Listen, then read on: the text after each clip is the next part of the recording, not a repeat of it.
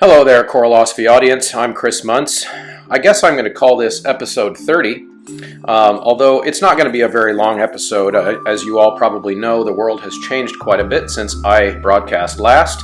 My plan for the next time I was to reach out and speak to you has changed a little bit, so I will give you the rundown of what it is that we're going to talk about. Here's what I was going to do. What I was going to do was to talk to you today a little bit about the way I see the best pre-contest or pre-festival rehearsal. What do you do with your kids when you've got one more rehearsal left? The music's not going to really get more prepared between now and festival, so what do you do? How do you spend that time? How do you focus their attention on the things that matter and relax their nerves for the performance? And I'm still going to talk to you a little bit about that, but of course we are now living in a world where we don't know when our next festival will be. A lot of you have had yours canceled. A lot of you have had your events, your competitions suspended, all of those types of things. We got lucky at our school. We got ours in about 4 days before the state organization canceled all music festivals. In fact, it happened to our band during midstream. Our band got shut down during their competition. So we don't know when these things are going to happen again, but I still think these ideas are helpful. But then I'm also going to talk to you a little bit about one of my plans for going online. So what am I going to do in my classroom, my virtual classroom, if and when my school announces online learning? We are currently on spring break. I'm in Key West. Some of you who have been listening for a while might remember my episode with Adam Paltrowitz from last year. Last summer was recorded here. My dad lives here a good portion of the year, and so we had come down, and it very well might be that we're stuck here. Who knows? We will find out, but there are no cases of coronavirus in Key West or in the Monroe County, Florida Keys area, so it's we actually went to a safer place as of now as far as the virus goes, so we will see. It's not super easy to travel down here, so if we're stuck here and the school announces online learning, I might be teaching choir from right here in the Florida Keys. And I got to tell you, that doesn't suck as bad as some things might suck. So I'm going to make the best of it. Of course, all of you are in different situations out there listening in parts of the country that might be more severely affected. And of course, my thoughts and my prayers go out to you. And so over the course of the next short episode, I'm going to talk to you about a couple different topics. How do we, if and when we get those students back in the real classroom, how are we going to teach them? How are we going to get them prepared for their next big performance? And then we will talk about the other eventuality, which means that we might be not seeing our students for a while. So stay tuned. And just in the same kind of preemptive apology for the last time I recorded here in Key West, it's a little bit of a noisier place. Spring break here, and actually I'm surprised at how many people are still here doing their thing on the island. Like I said, there have not been any reported cases as of Sunday, March 15th, and of course by the time you listen to that might have changed, but it's still pretty busy around here, so you might hear chickens. In fact, there are people painting the house here, so you might hear people talking outside the window, so I apologize for this will be a slightly different, pristine audio that you're used to from recording in my studio near Kansas City in my house, so apologies for that. Well, we're going to start out with one of the more obvious online learning resources out there, and of course I'm so fortunate to have been associated with Sight Reading Factory since the beginning of this show, and I'm really proud of one of the things that they're doing during this time of crisis, which is offering free student accounts for schools who have been shut down and have gone online. So of course you can go to sightreadingfactory.com and take advantage of that offer, and that's Don over at Sight Reading Factory is just an awesome guy, and he's trying to help in every way that he can. And so one of the ways that of course I plan on helping, most of my students already have accounts. I don't make them do it mandatory, but I do provide accounts for any student that wants to use them, and so I have the budget at school to go ahead and pay for my Sight Reading Factory account, so I'm going to still do that, which I would encourage you to do that also, simply because Dawn is going to be reaching out to give away a lot of freebies. If you can, from your school, still purchase those student accounts to use during this online, I would encourage you to do that. Of course, any altruistic attempt on Dawn's behalf that he's reaching out to help folks. It would be awesome for those of you who still have the budget to spend at school to go ahead and spend on those accounts. That's probably going to help him a lot. He can give more if he is still having some income coming in from this, so that's really important. But I'm going to start out by talking about some questions I actually got from Christopher Bemler, who Facebook messaged me just today with some questions about how to use Sight Reading Factory on those individual accounts. So I'm just going to go through his little message here and use it as kind of a talking points of what I plan to do with my kids. So he was wondering how we use it with our students. And one of the things that is great about the individual accounts is that you can make assignments. Now, I will tell you that in the past, I have not used it for making assignments. We do so much in-class and individual assessment in person that I've never felt the need to do that. Now, with online school as a looming possibility, that will change. If we go online, I'm going to start creating assignments where students on their individual accounts can turn in a certain number of daily or weekly exercises, which is one great way to go with that. So the great thing about it, though, is that the students can get immediate feedback of whether or not they are correct or incorrect as they read. And of course, you can set it up to be whatever level of difficulty that you need it to be. But I think it's a very helpful thing to be able to have the students know right away whether or not they're right or wrong before even they submit. And so I don't see any value necessarily, this is just my opinion, in during this online environment, making them submit exercises where they've gotten it right the first time. Sight reading in the true sense of the word. What you can do is they can set up a challenge mode where it's recording them as they sing, and then they can play it back to, and a little MIDI piano sound will play the notes along with them and along with their recorded voice, so they can hear when it doesn't sync up. They can hear when they sang a different pitch than what the piano played and at a different tempo, or if they missed a rhythm. And that's nice because then they can get it right before they submit it. Okay, so that's an important feature as well that's really, really cool. So that's what I plan to do, is I plan to just have them have a minimum amount of sight reading attempts in the course of a week so that they continue to get what they're getting in class every day in terms of repetitions. So I'm in this time of not being able to see them in person, I'm not super concerned with whether or not I'm evaluating their ability right away to get it right the first time. I just want to see that they're practicing. The next question is, do you allow them to select their own level of difficulty, and can you within a class, right? So you create a class, you've got all your students logged into their accounts, you can assort them into classes, and it gives you almost unlimited amounts of customizability of how the assignment is created. You could assign everyone in your class to the same level, same time signature, same key signature. You could assign them, like I was saying before, to have to just do one attempt, in which case they are going to then turn in whatever their first attempt was. And I'm not saying you shouldn't use that. That's not the claim I'm making at all. I'm not going to, at least not. You know, it's hard to make a prediction right now. I'm thinking maybe we're out of school for a week or two. I'm kind of operating on that assumption. But if we're out of school for more than that, maybe I would eventually say, okay, it's time for a final exam. Here is that one attempt. You're going to set this level and go one attempt, and I'm going to grade you based on how you do. You get as prepared as you can. But at this point, I'm not planning to do that. So to answer Christopher's question, I will let them read at the level that they have been already pre-tested for. So it kind of depends on how your classroom has already been set up. You could do a pre-test online, I guess, in theory.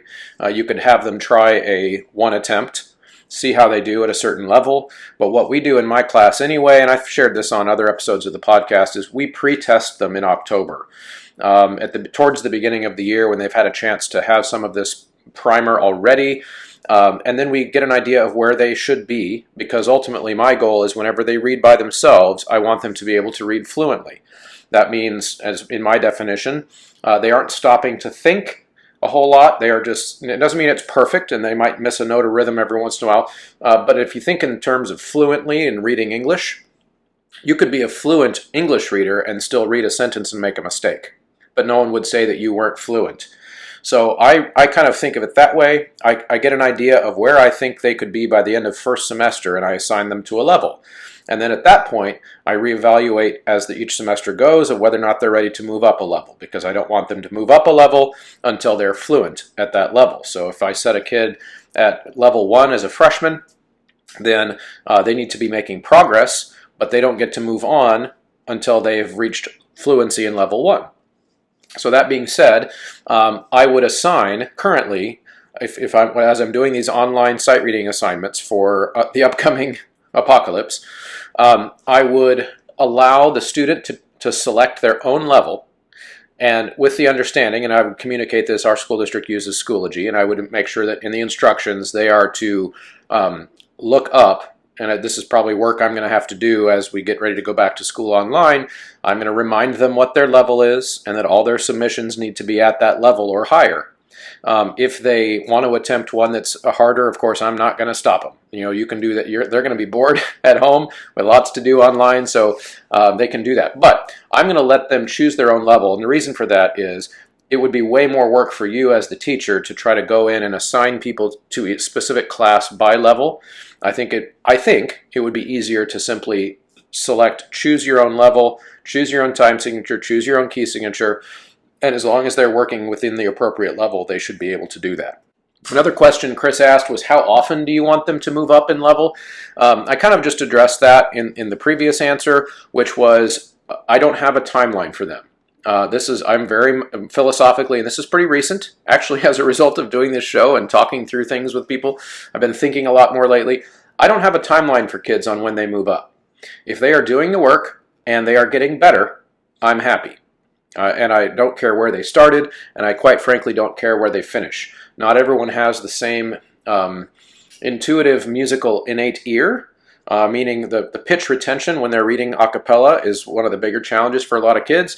And so I want them working on the mechanics of it. And like I said, they are going to move up when they have achieved fluency and a level. And that's all there is to that. So I think I apologize to anyone who wants a stricter timeline for what they do in their class. I can't offer one because I don't think that's necessarily the best idea. And so ultimately, to kind of wrap all those answers together, I think Sight Reading Factory for this online learning environment is going to be the best possible case for a lot of their continued literacy. In fact, I can even see some upsides of increasing the amount of time kids are spending on this on their own, which currently, depending on, you could be assigning assignments already, in which case you're good to go. Like I said, I have not been doing that because we do it so much in class and my kids read really, really well. And so I haven't felt the need to do that. That's going to change now, of course, as we go back to school online. So sightreadingfactory.com, if you don't already have your membership, go get one. You can use Choralosophy at checkout, get 10% off. And like I said, if you have a budget to pay Don for those memberships, I encourage you to do that for your students and to do that for Don, because he is going to be probably giving away lots of free ones over the next month or two. And I'm sure he would appreciate anyone who can pay to pay. That's kind of always been the philosophy on this show too. We have a Patreon, we have other ways to support the show, but of course the content is free, and anytime you're offering free content, you're kind of relying on people to say, hey, you're doing an awesome thing, I want to support you. So on that same topic, one of the things that I was going to talk to you about today too was this idea of the perfect pre-festival rehearsal. So let's say the coronavirus apocalypse settles down and ends, and we all return back to normal life, and we have a contest coming up tomorrow or the next day, and we get one final rehearsal. What are some of your rituals, some of your routines? Are you one of those teachers who feels quite a bit of stress and pressure? Do you transfer that stress and pressure to the students, to the singers? Does that final rehearsal kind of look like frantic shopping, looking for toilet paper right now? So are you trying to cram in every little detail you possibly can, making sure they don't forget that one little cutoff? What if they miss that little dotted rhythm there? Did we get that vowel on measure 32 to lock in? I think there is a danger, at least in my philosophy, there is a danger of over detailing singers at the very last rehearsal, because ultimately, I think if we're really honest with ourselves, once we get to that last rehearsal, the music is going to be what the music's going to be. And what is important in that final rehearsal, in my mind, is how the students and how the singers feel about what they are about to present, and is it their best. That being said, I also do not land on the side of a run it one time and then sit and relax mentality. I want them working for an entire hour. I just like to be careful that they aren't working too much on tiny little details that they will probably forget the next day anyway. So here's my approach. Philosophically, I think that this is something that I can stand behind, but also it's years and years of trial and error. I used to be one of those stress ball final rehearsal teachers. I'm a very detail-oriented musician, and I want everything to be perfect. I want to instill in my students that that performance is important. So of course I wanted to bring as many really important concepts into that final rehearsal so they're fresh in their mind as possible. And I became susceptible over the years as a young teacher to letting that stress transfer into my students, into my singers. They were starting to feel the pressure. They don't want to let me down. They don't want to let each other down. All of those things started to become a negative, I think, looking back on it. And so over the years, I've been adjusting to a new philosophy. So I also want to make sure that I say from the outset that this is not a claim to be the correct way to run a final rehearsal, but for those of you who maybe find this to be a struggle in your career as to how to approach that final rehearsal, I'm just going to offer this up as something that I feel like works really well. So again, I'll present this to you not as the correct approach, but it's just as my approach, and I hope it helps you. Number one, it's not going to be perfect, so chill. Instill chill into your singers. There is nothing you can do in that final rehearsal to make the music perfect, because that doesn't exist. And I think you can communicate that to singers in a way that doesn't come across as, it doesn't matter if it's good or not. That's not what I mean. But there is a certain, as a conductor, we are the one who makes the decision of where is that line between perfect for us or the best for us that we possibly can do, something that we can still feel proud of, but with looking at those mistakes and those other types of imperfections in a healthy way. Number two, your stress that you show will be magnified by your singers. So whatever you send out into the rehearsal, they are going to get back. So be careful showing stress in that final rehearsal. The final rehearsal should be focused on singer-directed final details as much as possible, and fixes. They're the ones in the trenches. They're the ones within their sections, hearing and seeing and doing. Now, your ideas as the conductor should be present in that final rehearsal also, but each singer has just as much invested in a bunch of these little details that they want to fix as you do. And I think sometimes we forget that. There are singers within all of our choirs at every level who for weeks probably have been driven crazy by one little thing someone in their section keeps doing, and you don't ever say anything about it. Right? And I think the conductor ego over the years and generations has caused that to be more of a problem than it is. I try to make that not an issue in my choir by encouraging people to raise their hand and say things that they are hearing that I'm not hearing. I want them to tell me those things. Ultimately, when we go on stage, if your conductor ego is the issue, you want to look good too. And the better it sounds, the better you'll look. And if you got there because the singers were giving feedback, I think they'll be more engaged and more invested. So if they believe that their opinion matters in that final rehearsal, they are more likely to be invested in all those fixes that you're trying to get across. So encourage them to voice those things. If your demeanor is calm, the singers will bring less nerves into the performance. You can show intensity of purpose while also showing a relaxed sense of calm. That might take practice depending on your personality, but you absolutely can do it. Number 5, don't overwhelm them with long lists of things to fix. They're not going to remember everything tomorrow.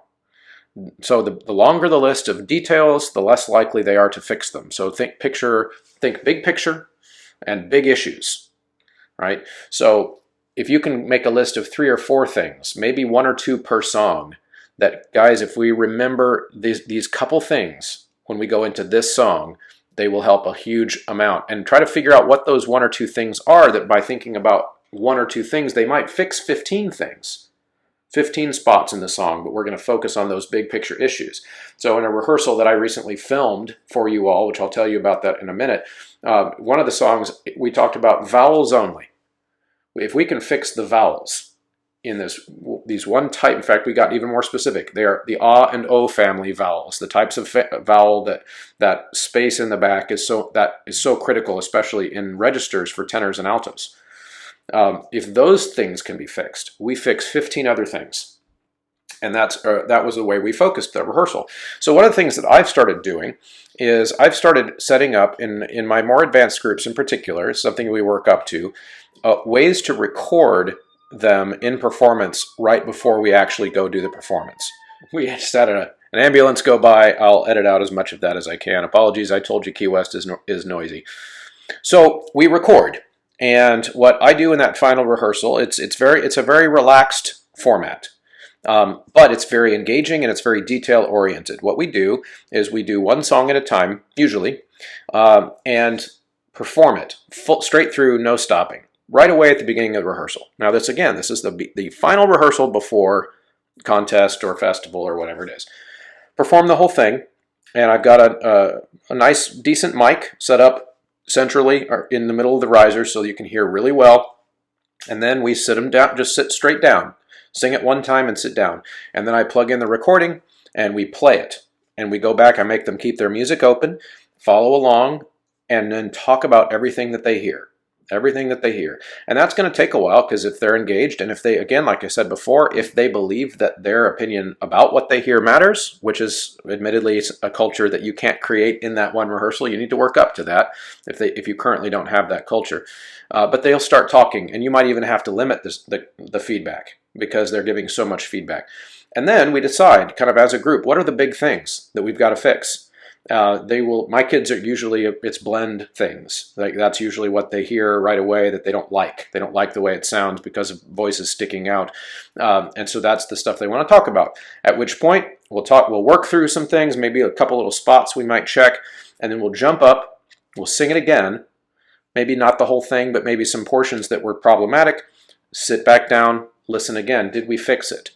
Were we able to fix it? Okay, we fixed it. What are some things you thought about as you were fixing it? What were some things that helped you? Let them raise their hand, let them talk about it. Then you move on. The song's going to be what it's going to be. Go to the next song. Repeat the process. We just did one where there were 3 songs. It was James McMillan's O Radiant Dawn, O'Toole by Usberg, and Thomas Wilkes' Hosanna to the Son of David. And we did that process. It was a 1-hour rehearsal. And we did that process with all 3 songs. It took about 20 minutes per song. And they were engaged the entire time, but probably actually only standing and singing for, 20 of the 60 minutes. And the rest of that time was discussing details, collecting feedback, pointing out things to each other's sections. So if you're curious about what that would look like, I went ahead and recorded that rehearsal. Partly because I wanted you to see some of the calm demeanor things that I was talking about and just the way I do it. And I wanted you to have that opportunity. Again, not because I think the way I do that final rehearsal is like the best way, although it is the best way for me. Like I said before, this is something that you're never quite sure if you're doing that in a good way, I just hope to add this to your list of possibilities. But if you'd like to see what that looks like, I've uploaded that to my Patreon. This is going to be one of those special benefits that Patreon subscribers can see. I don't feel comfortable broadcasting the entire rehearsal to the thousands of downloaders that access this show, just because students in that rehearsal are kind of being picked on at a smaller group or individual level, and I don't want to have that be super public. But I feel comfortable on the Patreon doing that because it's a small group of professionals who are really interested in kind of getting into the nitty-gritty details of that, and it's a relatively small audience there. So if you'd like to be a part of that for a lot of reasons, because you support the show, you support the topics that we discuss here. Like I said before, when I was talking about Dawn and Sight Reading Factory, you see that this is a valuable resource to you and you'd like to be a part of that, for as little as $3 a month. That's a coffee at Starbucks. you can jump on that Patreon page, and there are some other levels above that if you'd like to get some cool swag and other things on Patreon, but the $3 level is your ticket in, and that gets you access to all of the patron-only episodes that I've done in the past, plus the one for March will be this full episode, or this full rehearsal, video and audio that you'll be able to see on there, and make comments and ask questions about how that rehearsal went. I think that this might be a pretty valuable resource. So I would encourage you to try that. And even if you don't decide to go on the Patreon, I would encourage you to think about some of those techniques and concepts that I just discussed, and just shoot me an email, choralosophy@gmail.com, or go on the Facebook page, Choralosophers, and join the conversation. I posted a clip of that rehearsal that you can see on there, and I'm just on the Choralosophy Facebook page, the Choralosophy Podcast Facebook page, if you'd like to see a little bit about what that's like. But I do encourage you to head over to Patreon and subscribe for $3 a month or more if you've got more to offer, and you can see the whole thing and see what a rehearsal looks like that's very engaged for an entire hour, but not constantly singing. And I did clip out some of the rehearsal, just so you know. So what we do is we sing, of course, and then we sit down and listen to the whole thing that we just sang. So I clipped out quite a bit of the listening to the whole thing we just sang, because I didn't want you to have to sit through and hear the same audio twice. So it actually will take about 50 minutes to watch, because I clipped out the replays of those things just to save you some time. But that's patreon.com/choralosophy. So I hope you'd check that out. But if not, some final kind of parting thoughts. I decided to make this a pretty short episode, but I do want to talk about a couple other things that are online learning related, in case we have to go there. So the episode the rehearsal that I just was talking to you about is that dream that we all now have of having our kids back in our classroom and get to have a real rehearsal. But if we don't, here are some things I plan to do. I talked about Sight Reading Factory. You all know probably how to do that. If you listen to this show, this is probably something you're already planning on doing. Tone Savvy is another website that I use. They are not a sponsor of the show, but I think it's a great site. You can give individual assignments. Those are a little bit pricier individual student accounts, but I think in this time, maybe worth it. You can keep them working on music theory concepts, time signatures, key signatures, the whole 9 yards. And that's kind of a nice tool. I like Zoom. Zoom Meeting is a really good tool. I use it for recording all of my remote interviews that you hear on the podcast, and so I'm comfortable with Zoom already. I would encourage you to try it. I find the lag and the interface is a little bit better than things like Skype, and especially if you've got more than one person coming in. So in that vein, what I plan to do is to create collaboration groups. So now this is if we go online for more than about a week. Okay, so here's my plan. If we're online for a week only, then I plan to have that first week be simple things like Sight Reading Factory and Tone Savvy. Turn in, it sounds like busy work, but it's stuff we talk about in class anyway, so it's still beneficial. Turn in some sight reading exercises, turn in some Tone Savvy exercises for a week, and call it good. Okay. If we go beyond a week, then I'm going to start requiring that they turn in evidence that they are learning music. Okay, learning choral music, learning solo vocal music. They are also going to be learning collaboratively. So I plan to assign them, let's say I have a class of 60. I plan on putting them in groups of about 8 to 10 groups of 6 to 8 kids, and giving them a very simple, very easy piece of choral music in PDF form through Schoology, and then requiring that they set up their own collaborative Zoom meetings. And of course, they're going to be at home doing nothing in most cases anyway, so they're going to set up their own Zoom meetings, and they're going to learn together, learn their own piece, and then by some deadline, whether it's hopefully when we've been released to come back to school, they stand up and show me that they learned their song. Now, is it going to be awesome, and does it replace what a choral rehearsal is? No, but we do so much student-led collaboration learning anyway that, again, in my class, that this would be something that would simulate what we do in class, student-led sectionals, for example. So that would be one way. Another way is on the solo side of things, assign an entire class of freshmen, for example, could learn Caro Mio Bene and record it and send it back. You've got 2 weeks, learn it, record it.